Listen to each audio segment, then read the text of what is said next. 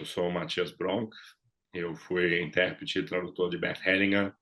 por quase uma década, até a morte dele em 2019,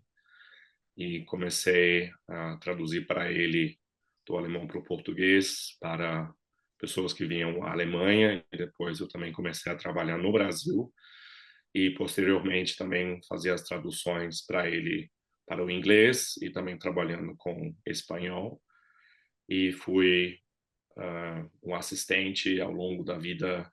com ele viajando, com ele e a esposa dele, a Sophie Hellinger, e também traduzindo seminários de formação no Brasil com os outros docentes da Hellinger Schule na época.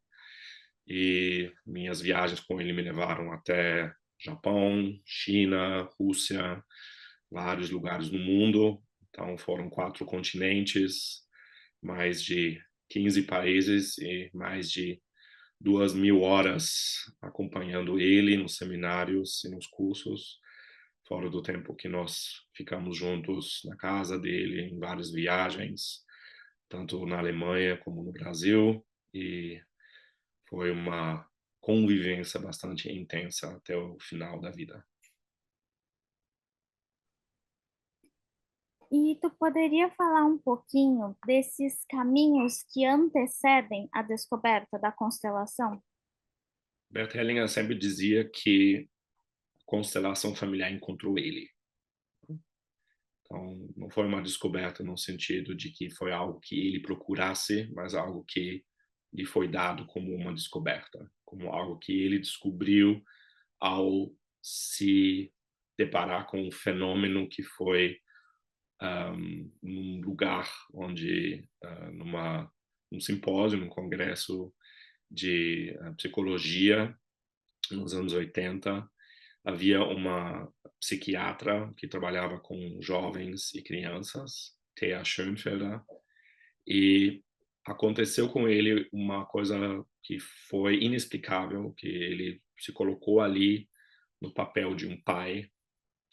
e ele sentia as coisas e percebia coisas que não tinham a ver com a própria percepção individual dele. E ele não entendia o que estava acontecendo, mas ele sabia naquele momento que havia um fenômeno ali que antes então não era nem observado, nem falado, nem discutido nesse ambiente terapêutico. E a partir dessa descoberta daquilo que é a representação da verdade, ou seja, tomar o lugar de alguém totalmente desconhecido e sentir ou perceber coisas que acontecem com essa pessoa em relação a outras, foi o início da dinâmica daquilo que hoje conhecemos dentro das constelações. Então é interessante, na verdade, que Bert Hellinger primeiramente observa e percebe o que é a constelação, ele mesmo sendo um representante, sem saber o que era um representante como hoje conhecemos. E antes disso, Bert Hellinger, ele teve uma muito longa jornada no mundo das terapias, e começando com a dinâmica de grupos que ele conheceu na África do Sul, no tempo dele como padre na ordem missionária, e foi ali, inclusive, que ele descobriu a própria crise pessoal que ele estava tendo com a igreja e com a própria situação dele. E depois ele foi para a psicanálise, depois ele foi para a análise transacional, ele fez as viagens para os Estados Unidos para conhecer vários tipos de terapia, naquela época muito em voga, nos anos 70. E nesse sentido também ele foi um precursor de alguém que buscava muito essa nova forma de autopercepção, de autoconhecimento e de coisas que rompiam muito com essa ideia antes muito rígida da psicanálise ou da própria psicologia, que era muito focada na doença ou na patologia ou em problemas que de alguma maneira precisavam de um tratamento, né? Então ele foi alguém que primeiramente experienciou, que primeiramente teve a vivência antes de então aplicar isso na própria prática dele. Então ele trabalhava também com a dinâmica de grupos, ele integrava algo da análise transacional e ao mesmo tempo ele descobria nas próprias dinâmicas coisas que levaram ele depois a aquilo que nós hoje conhecemos como constelação familiar. Na verdade, Bert Hellinger não foi aceito como psicanalista em primeiro momento, justo porque naquela época ele havia descoberto o grito primal de Janov, que era um trabalho muito catártico e que não foi aceito pelos psicanalistas. E Bert Hellinger teve a experiência em vários momentos em que dentro desses grupos havia algo que ele depois descobriu que era a boa consciência ou a consciência coletiva, que cada grupo tem suas próprias crenças, seus próprios valores, e ele não ficava apenas fiel ou leal a esse grupo por descobrir outras coisas, outras dinâmicas. E nesse sentido, o caminho dele, como costumo dizer, foi de fato fenomenológico, porque de uma experiência ele era levado para a próxima e que não necessariamente deixava ele confinado a um determinado grupo ou a uma determinada metodologia ou uma determinada forma de fazer o trabalho terapêutico. Então, eu acho que nesse sentido ele se atrevia muitas vezes a olhar ou experienciar coisas que não pertenciam ao grupo onde havia uma certa estrutura, como na psicanálise ou na própria análise transacional, onde, segundo um amigo dele que eu também conhecia, Rüdiger Rogol, que foi um professor para ele da análise transacional, foi a última tentativa de realmente pertencer a uma associação ou um grupo profissional. E finalmente eu acho que ele descobriu uma maneira própria de trabalhar e de trabalhar com pessoas e grupos. E nisso ele teve muita coragem, porque foi um caminho também muito solitário, foi um caminho difícil, porque obviamente teve muita oposição, muito questionamento, e até na constelação familiar clássica, quando ele introduziu isso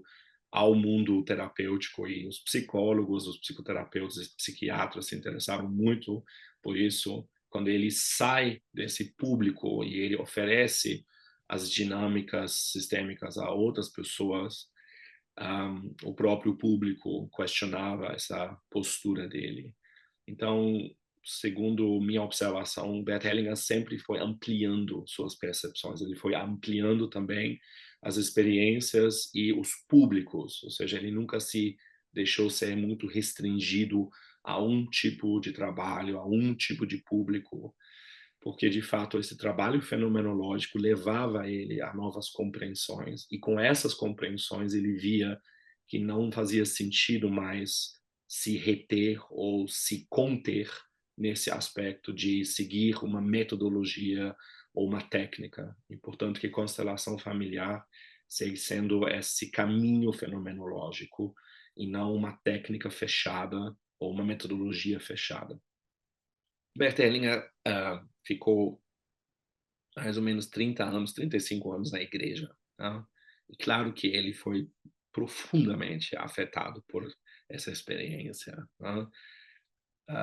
E a linguagem de Bert Hellinger, por vezes, é filosófica e por vezes é muito espiritual. Só que a espiritualidade também, ele fala da espiritualidade, pode ser tomado como uma coisa que muitas vezes nos desconecta da realidade. Sim? Quando a espiritualidade, por exemplo, é vista como um objetivo, ou como a espiritualidade é vista como um ideal, como alguma coisa que nós temos que alcançar, como alcançar a iluminação ou alcançar a plena consciência. Quando a espiritualidade nos desconecta da nossa humanidade, ela não serve muito à vida. A espiritualidade vivida na experiência humana, eu acredito muito mais tem a ver com essa conexão e com essa forma como nós podemos fazer novas experiências a partir da nossa postura. E não uma maneira de, por exemplo, né, como muitas pessoas espiritualizadas, se colocar em um lugar onde certas coisas já não me afetam mais, com certas coisas eu já não me conecto mais, ou de certa forma também para o nosso mental, para a nossa mente ser um outro refúgio para entrarmos em avaliações e em julgamentos. A espiritualidade vivida, segundo Bert Hellinger, eu acredito que seja mais uma viagem que desce do céu e vai para a terra, do que a terra que, olhando para cima, quer tanto chegar em algum outro lugar que não seja aqui. Porque é com isso que nós temos a dificuldade. como lidar com nossa realidade, como lidar com nossas relações.